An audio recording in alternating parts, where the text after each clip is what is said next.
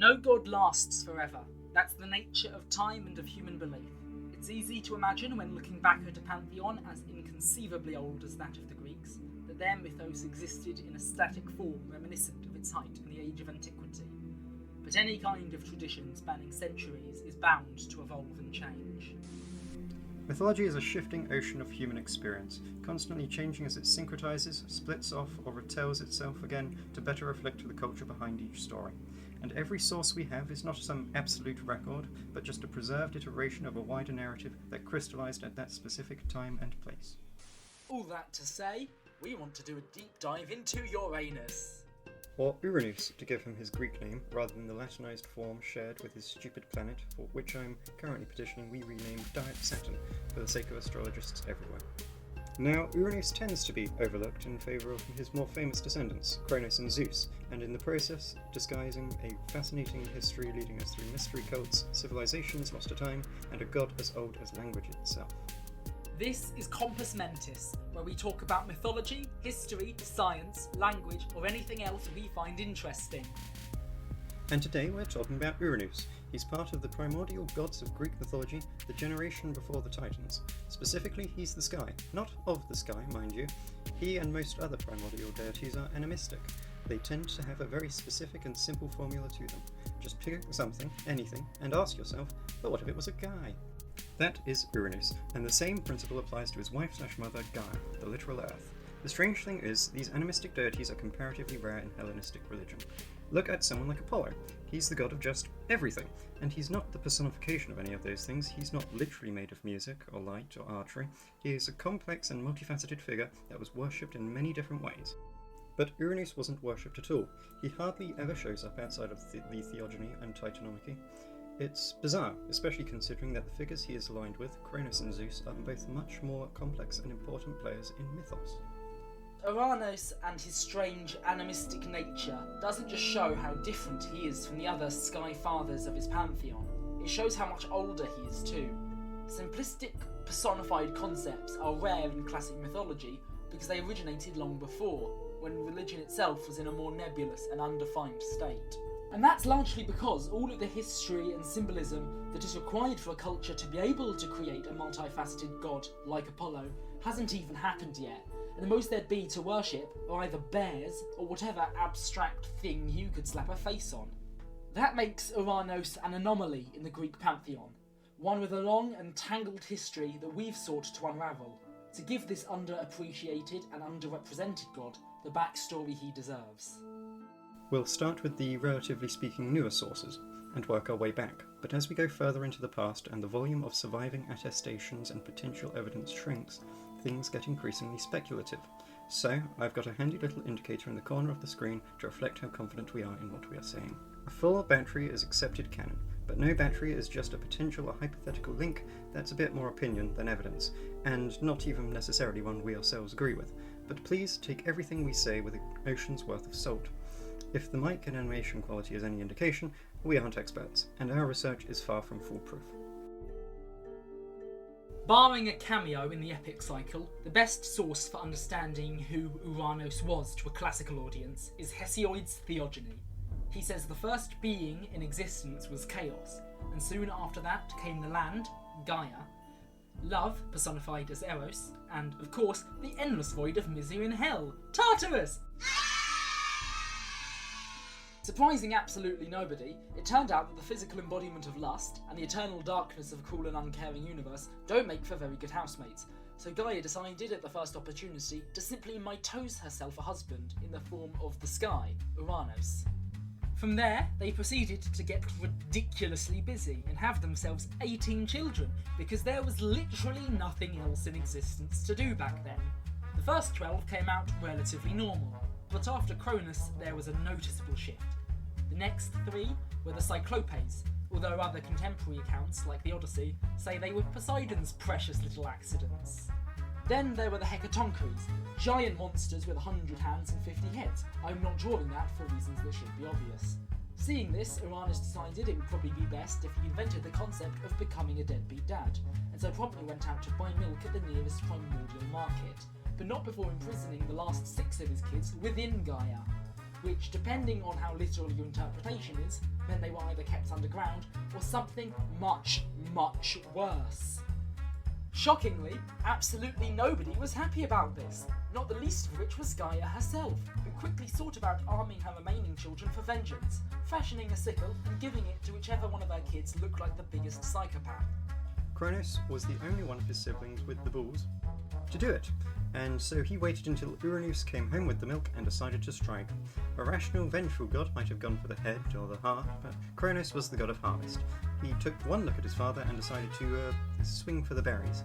Suddenly, I can see why Sigmund Freud loved Greek mythology so much. Now, to my intense disappointment, there survives no primary source detailing how precisely Ouranos reacted, but my best approximation of it would be...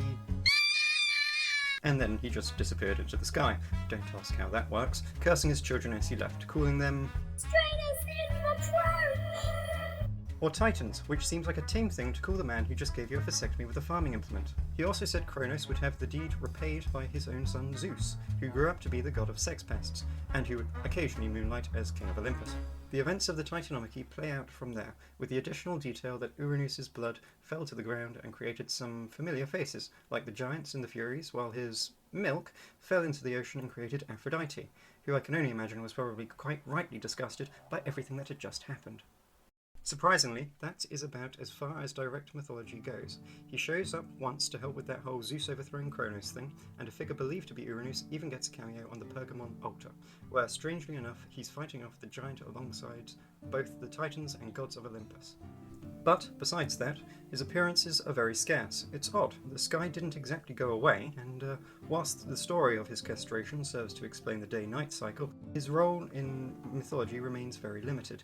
Like many primordial gods, such as Gaia or Tartarus, it remains unclear if Ouranos was a patron deity of the sky, or literally the sky itself. Sources are contradictory. Sometimes Ouranos is even used when referring to Olympus, the home of the gods, which further complicates things. The consensus is Ouranos is a representation of the sky within the context of heaven, a divine plane, in the same way Tartarus is said to be underground, but more so symbolic of a literal underworld than a really big cave, especially considering the fact that ancient Greeks generally believed the sky to be a bronze dome. Rather than the nylon pyramid we all obviously know it to be. And the idea that Atlas was holding up his dad for eternity just doesn't sit well with me. That's where we're up to in terms of direct appearances, but as I said in the intro, gods change a lot over time.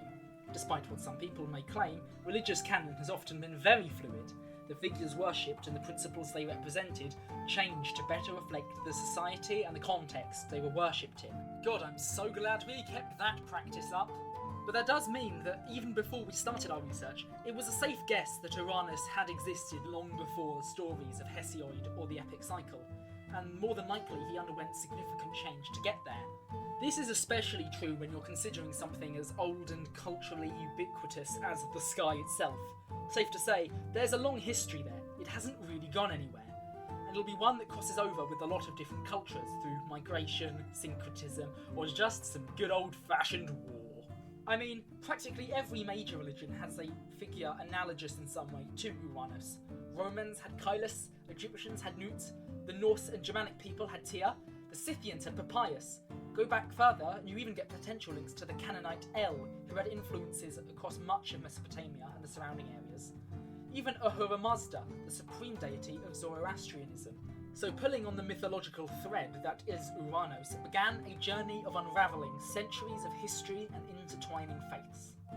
What a fun and easy first video, we thought. Well, 18 hours of combing through dictionaries of long dead languages later, and all I have to say is, gods have mercy on us for our hubris. This was such a bad idea. Tracing back the first few hundred years isn't too bad. Old Greek dictionaries already list an early form of Ouranos named Jourdsanus, meaning Lord of the Rain, in Proto-Hellenic. Immediately, this tells us two things. First is that Ouranos was originally associated with the weather, rather than simply being the sky, and second is that Jourdsanus seems to have actually predate Zeus as a defined entity. First appearing in Mycenaean Linear B as Dyeus, potentially 600 years after Jourdsanus, was a simple and convenient answer. Video over. Except Dyeus isn't Mycenaean in origin.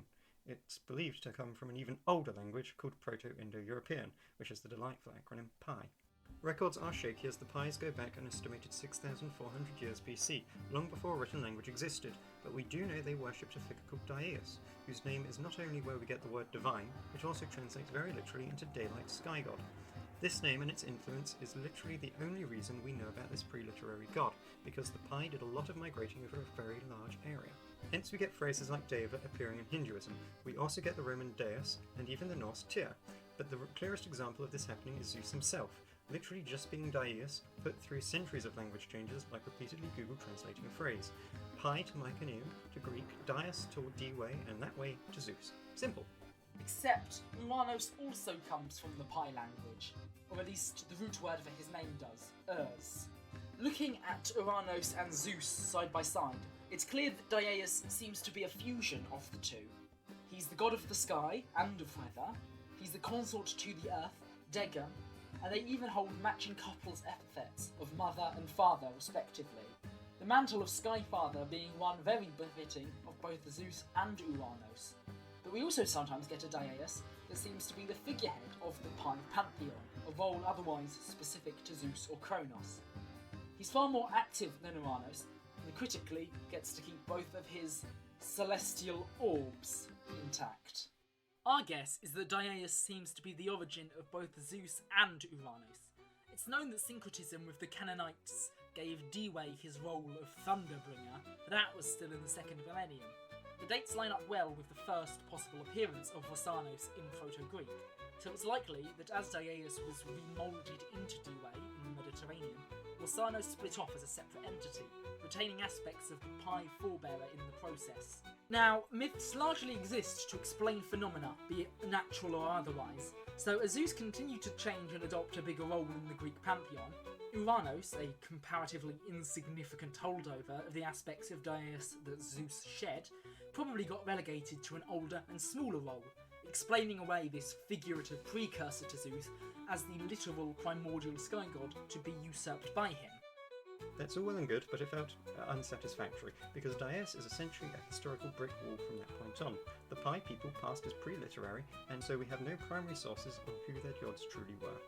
In theory, Dyeus could be nearly 7,000 years old, but we don't know, and we can't know for sure.